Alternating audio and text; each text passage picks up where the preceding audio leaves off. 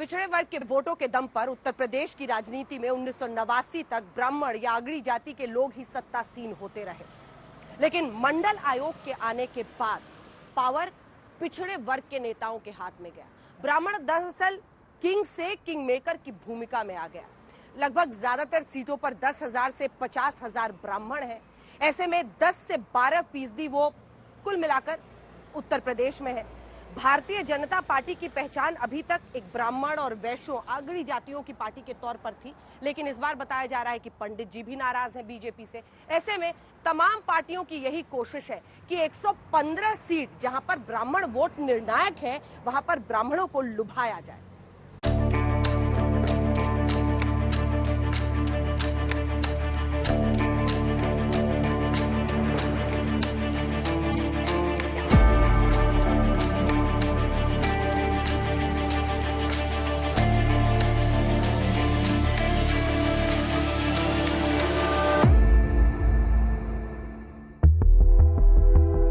उत्तर प्रदेश को 6 मुख्यमंत्री देने वाला ब्राह्मण समाज का इस बार भी बीजेपी को चुनेगा। ये सवाल इसलिए क्योंकि ब्राह्मण बीजेपी से नाराज बताए जा रहे हैं, जिन्हें साधने के लिए बीजेपी 300 से ज्यादा सीटों पर ब्राह्मण सम्मेलन करने जा रही है। वहीं पार्टी ने 4 सदस्यीय एक कमेटी का ऐलान कर दिया है।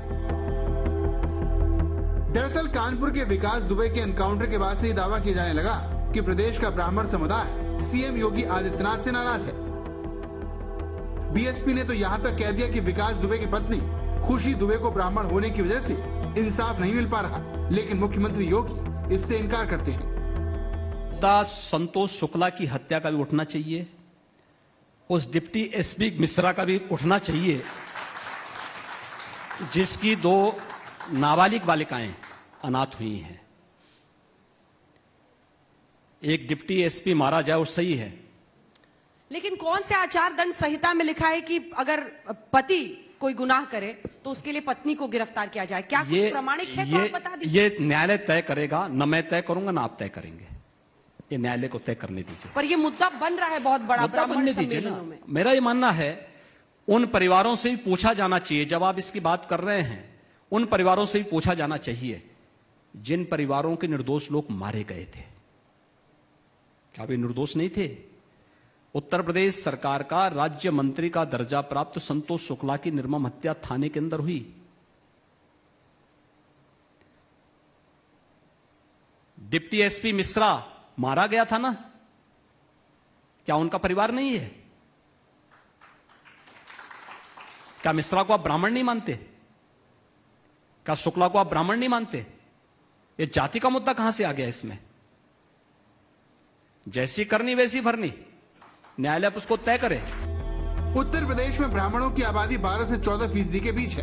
करीब 115 सीटें ऐसी हैं जहां ब्राह्मण मतदाताओं का अच्छा खासा प्रभाव है। 12 जिले ऐसे हैं जहां 15% से ज्यादा ब्राह्मण वोटर हैं। इनमें गोरखपुर, महाराजगंज, संत कबीर नगर, इलाहाबाद, कानपुर, चंदौली, वाराणसी, अमेठी, जौनपुर, देवरिया, बस्ती और बलरामपुर शामिल है। इसलिए अखिलेश यादव लखनऊ में परशुराम मंदिर में जाकर पूजा करते हैं और उनके कार्यकर्ता जय परशुराम के नारे लगाते हैं। यूपी में ब्राह्मण पहले कांग्रेस के वोटर माने जाते थे, लेकिन राज्य की सियासत में दलित ओबीसी की राजनीति हावी हो गई तो बीजेपी के साथ हो गए। लेकिन 2007 में मायावती ने ब्राह्मणों का समर्थन हासिल कर सत्ता का स्वाद चखा। इसके बाद ब्राह्मण 2012 में सपा के साथ हो गए। 2017 में इन्होंने बीजेपी का समर्थन किया। बीजेपी को भरोसा है कि यूपी के मंदिरों के हो रहे कायाकल्प को देखते हुए ब्राह्मण समाज विपक्ष के पाले में नहीं जाएगा। यूपी विधानसभा में 2002 में 41 ब्राह्मण विधायक थे, जो 2007 में बढ़कर 56 हो गए। 2012-2017 में 47 विधायक ब्राह्मण चुने गए। 2022 के चुनावों में जब हर दल ब्राह्मण वोटरों को रिझाने में लगा है, तब ये देखना दिलचस्प होगा कि इस बार ब्राह्मण किस पार्टी को चुनते हैं।